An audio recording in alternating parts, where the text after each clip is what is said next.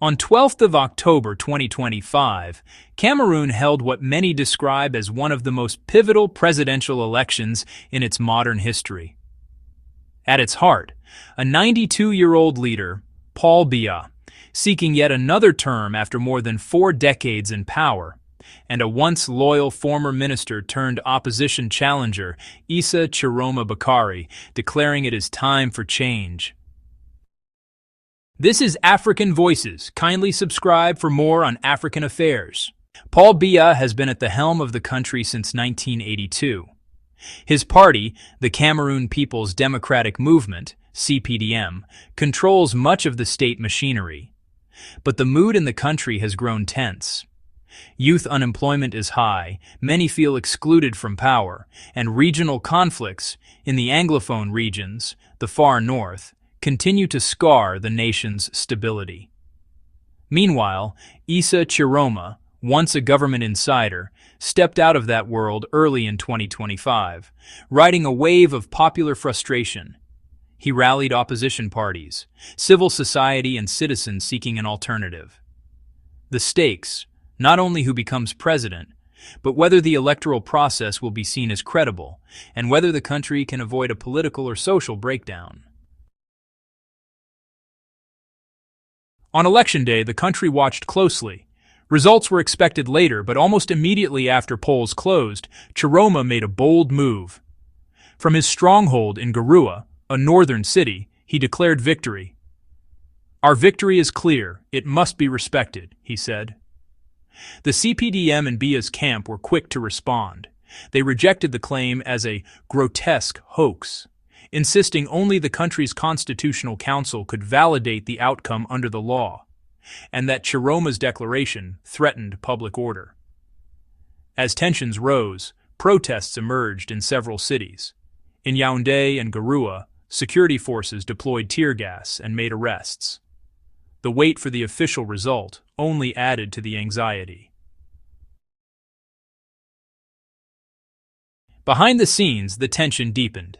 Tchiroma alleged vote tampering and irregularities, relocation of polling stations, lists containing names of deceased persons, missing or delayed results. His camp began compiling regional tallies and vowed transparency. Biya's side warned that such acts were tantamount to treason, pointing to past incidents. In 2018, the runner-up was arrested after contesting the result. One symbolic moment.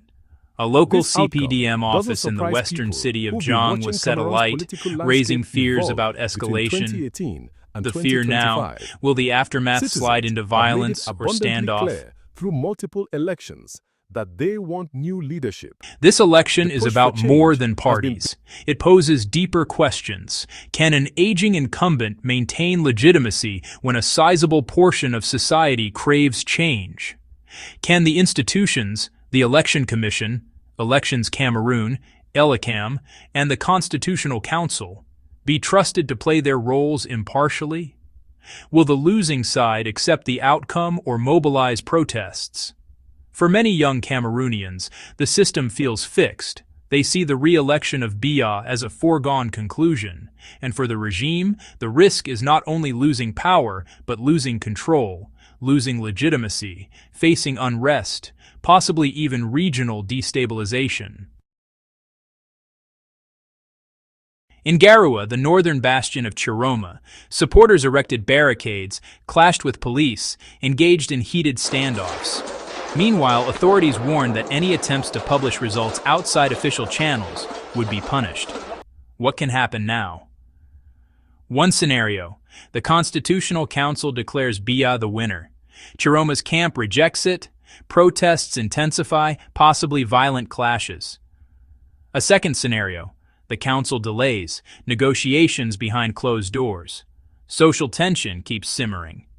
A third, less likely scenario: some negotiated concession, reforms promised, power sharing explored, though that may strain the regime's grip. The key question: will the country hold together, or will the post-election period trigger a deeper crisis?